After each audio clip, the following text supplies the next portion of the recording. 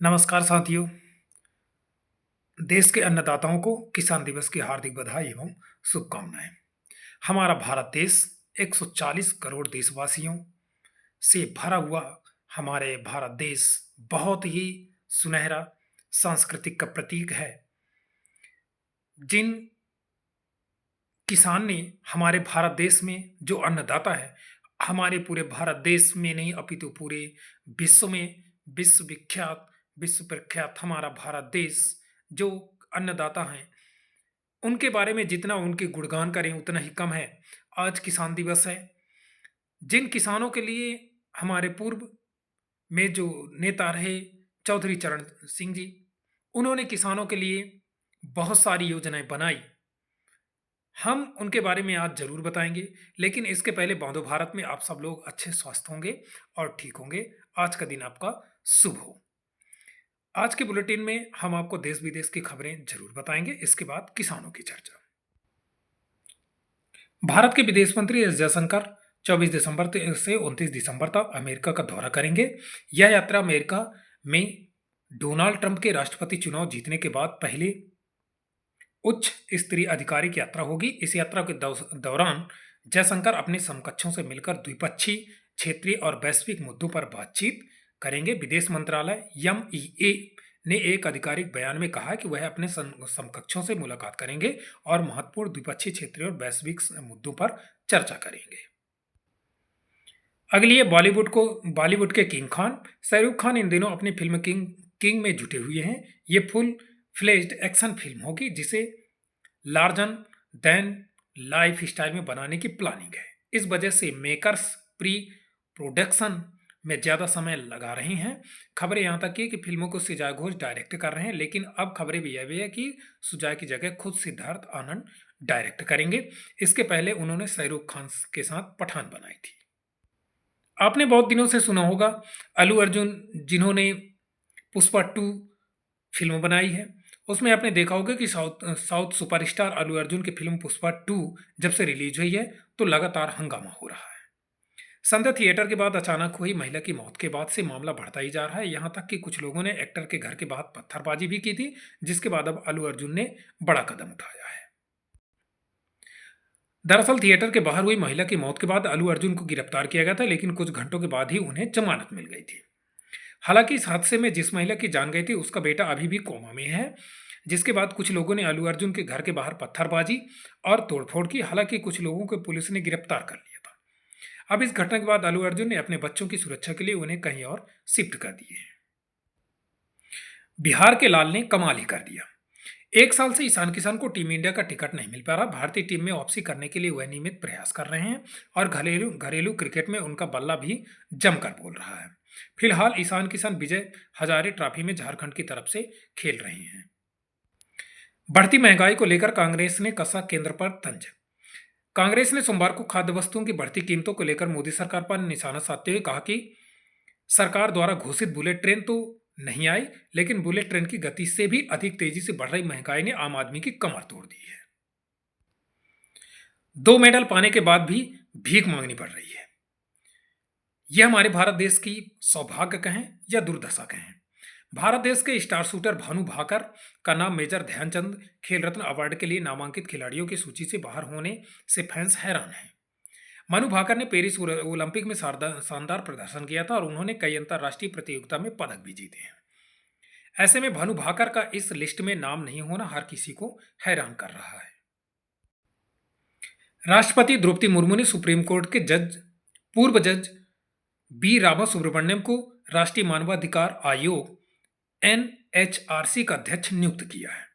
यह नियुक्ति मानवाधिकार संरक्षण अधिनियम 1993 के तहत की गई है और यह नियुक्ति जस्टिस रामा सुब्रमण्यम के पदभार ग्रहण करने की तिथि से प्रभावित होगी। केंद्र सरकार द्वारा जारी गजट में इस बारे में बताई गई है। फिल्म पुष्पा 2 के निर्माता माइंथ्री मूवी मेकर्स ने 4 दिसंबर को हैदराबाद के संध्या थिएटर में हुई दर्दनाक भगदड़ में अपनी जान गंवाने वाली रेवती के परिवार को 10 लाख रुपए की मदद की है। ज्ञात हो कि इस घटना में रेवती की मौत हो गई थी, जबकि उनके 8 वर्षीय बेटे श्री तेज को गंभीर चोटें आई, जिन्हें फिलहाल शहर के एक निजी सुपर स्पेशलिस्ट अस्पताल में इलाज मिल रहा है। क्या शेख हसीना को बांग्लादेश को सौंपेगा भारत? बांग्लादेश की अंतरिम सरकार ने सोमवार को भारत को एक नोट बारबेल या राजनीतिक नोट भेजा है, जिसमें से अपदस्थ प्रधानमंत्री शेख हसीना को ढाका वापस भेजने का आह्वान किया गया। बांग्लादेश को गृह सलाहकार जहांगीर आलम ने एक बयान में इसकी पुष्टि करते हुए कहा कि पूर्व पीएम शेख हसीना के प्रत्यार्पण के संबंध में भारत के विदेश मंत्रालय को एक पत्र भेजा है, जिसमें भारत से शेख हसीना के बांग्लादेश भेजने की अपील की गई है। वहीं विदेश मामलों के सलाहकार तौहीद हुसैन ने कहा कि बांग्लादेश यह चाहता है कि पूर्व पीएम शेख हसीना को प्रत्यर्पित किया जाए और वे शेख हसीना बांग्लादेश के कानून के तहत उचित कार्रवाई का सामना करें। अगली खबर है कि ट्रंप की वापसी से बदलेगा दुनिया का नक्शा क्या? डोनाल्ड ट्रंप 2024 के चुनाव जीतकर व्हाइट हाउस में वापसी कर रहे हैं। 20 जनवरी 2025 को ट्रंप अपने दूसरे कार्यकाल के लिए अमेरिका राष्ट्रपति के रूप में शपथ लेंगे। उनके चुनावी वादों और कठोर नीतियों को देखते हुए उनकी वापसी का अमेरिका के साथ साथ दुनिया पर भी गहरा प्रभाव पड़ सकता है। चेन्नई में जन्मे श्री रामकृष्णन कौन है, इसके बारे में भी। अमेरिका के नवनिर्वाचित राष्ट्रपति डोनाल्ड ट्रंप ने भारतीय अमेरिका कारोबारी और पूंजीपति श्री रामकृष्णन को आर्टिफिशियल इंटेलिजेंस पर वरिष्ठ नीति सलाहकार नियुक्त किया है। ट्रंप ने कहा कि श्री रामकृष्णन व्हाइट हाउस के विज्ञान एवं प्रौद्योगिकी नीति कार्यालय में आर्टिफिशियल इंटेलिजेंस के वरिष्ठ नीति सलाहकार के रूप में काम करेंगे। न्यूज की खबरों में आज दिन भर की जो खबरें थी उनके बारे में हमने बताया, लेकिन आज बात होगी किसानों की। जो हमारा पूरा भारत देश है वो किसानों पर तो आधारित है, क्योंकि जो हमारा किसान है, जो अन्नदाता है, वो कभी भी आंदोलन के जरिए अपनी जो उसे अन्न की जो कीमत मिलनी चाहिए उसको लेकर के वो कभी आंदोलन नहीं करता है। फिर भी आपने देखा होगा कि जो हमारे पंजाब के और हरियाणा के किसान हैं, लगातार 1-2 साल से लगातार आंदोलन कर रहे हैं। आज किसानों की चर्चा जरूर करेंगे। पूरे देश में आज पूर्व प्रधानमंत्री चौधरी चरण सिंह की जयंती मनाई जा रही है। उन्हें भारतीय राजनीति में किसानों के मसीहा और कृषि सुधारों के प्रेरणा के रूप में याद किया जाता है। उनकी विरासत आज भी भारतीय राजनीति और समाज में प्रेरणा का स्रोत बनी हुई है। चौधरी चरण सिंह का जन्म 23 दिसंबर 1902 के उत्तर प्रदेश के मेरठ जिले के नूरपुर गांव में हुआ था। उनका जीवन सादगी और मेहनत का प्रतीक था।